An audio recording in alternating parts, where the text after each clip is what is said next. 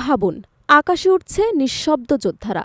কোনো শব্দ নেই, নেই কোনো গুলির ধোঁয়া, শুধু নিখুঁত আঘাত। এমন যুদ্ধের প্রস্তুতি নিচ্ছে বাংলাদেশও। চীনের সঙ্গে হাতে হাত মিলিয়ে তৈরি হচ্ছে ড্রোন কারখানা, যেখানে গড়ে উঠবে আকাশের নতুন রণযান। বিশ্বজুড়ে এখন চলছে গেম অফ ড্রোনস। শক্তিশালী দেশগুলো একে একে তৈরি করছে নানা সক্ষমতার ড্রোন যুদ্ধ। কেউ নজরদারির জন্য, কেউ আক্রমণের জন্য। প্রতিটি মডেলই নতুনভাবে পাল্টে দিচ্ছে যুদ্ধক্ষেত্রের সমীকরণ। এই বৈশ্বিক প্রতিযোগিতার ময়দানে এবার নাম লেখাচ্ছে বাংলাদেশও। দেশের মাটিতেই তৈরি হতে যাচ্ছে আধুনিক সামরিক ড্রোন, যার মাধ্যমে প্রতিরক্ষার সক্ষমতায় যুক্ত হবে এক নতুন অধ্যায়। চীনের সঙ্গে যৌথ উদ্যোগে ড্রোন উৎপাদন কারখানা স্থাপন করতে যাচ্ছে বাংলাদেশ বিমান বাহিনী। প্রযুক্তি হস্তান্তর চুক্তির আওতায় এই প্রকল্প বাস্তবায়ন হচ্ছে।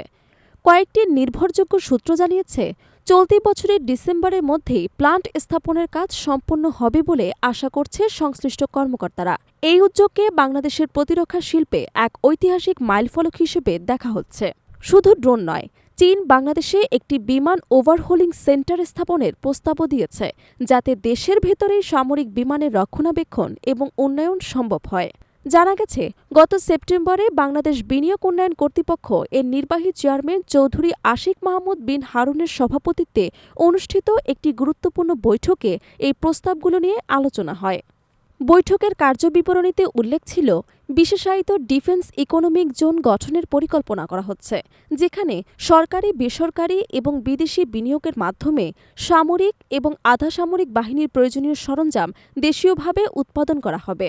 ইন্ডিয়ান ডিফেন্স নিউজের এক প্রতিবেদনে বলা হয়েছে, গত 10 এপ্রিল বাংলাদেশ থেকে 5 সদস্যের একটি প্রতিনিধি দল চীনে সফর করে।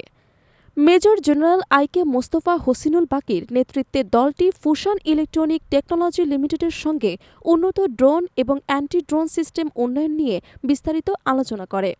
এই সফরের মূল উদ্দেশ্য ছিল প্রযুক্তি হস্তান্তরের সম্ভাবনা যাচাই এবং বাংলাদেশে দেশীয়ভাবে এমন ড্রোন তৈরির রূপরেখা তৈরি করা। গত বছরের আগস্টে ড ইউনূসের নেতৃত্বাধীন অন্তর্বর্তীকালীন সরকার দায়িত্ব নেওয়ার পর থেকেই প্রতিরক্ষা খাতে বড় ধরনের পরিবর্তন দেখা যাচ্ছে। সামরিক আধুনিকায়নে জোর দেওয়া হয়েছে, বিশেষ করে চীনের সঙ্গে কৌশলগত সহযোগিতার ক্ষেত্রগুলোতে। অস্ত্র ক্রয়, সামরিক অবকাঠামো নির্মাণ থেকে শুরু করে যৌথ গবেষণা এবং প্রযুক্তি হস্তান্তর, সব দিকেই এই অংশীদারিত্ব দ্রুত গভীর হচ্ছে। এরই ধারাবাহিকতায় সম্প্রতি চীনের কাছ থেকে 20টি জে-10সি যুদ্ধবিমান কেনার পরিকল্পনার খবরও আলোচনায় আসে। আর তার পরপরই ঘোষণা আসে ড্রোন কারখানা স্থাপনের, যা নিঃসন্দেহে বাংলাদেশের আকাশ প্রতিরক্ষায় এক যুগান্তকারী পদক্ষেপ। বিশ্লেষকরা বলছেন, আধুনিক যুদ্ধে ড্রোনই এখন অন্যতম গেম চেঞ্জার। যে দেশ এই প্রযুক্তির সর্বোচ্চ ব্যবহার করতে পারে, সেই যুদ্ধক্ষেত্রে প্রাধান্য পায়। বিশ্বের বিভিন্ন দেশ যখন আকাশে আধিপত্য বিস্তারের প্রতিযোগিতায় মেতেছে, তখন বাংলাদেশও এবার প্রবেশ করছে সেই উচ্চ প্রযুক্তির অঙ্গনে। এই উদ্যোগ শুধু সামরিক সক্ষমতা নয়, দেশের প্রযুক্তি শিল্প এবং প্রতিরক্ষা খাতের স্বনির্ভরতার দিকেও এক নতুন অধ্যায়ের সূচনা করছে।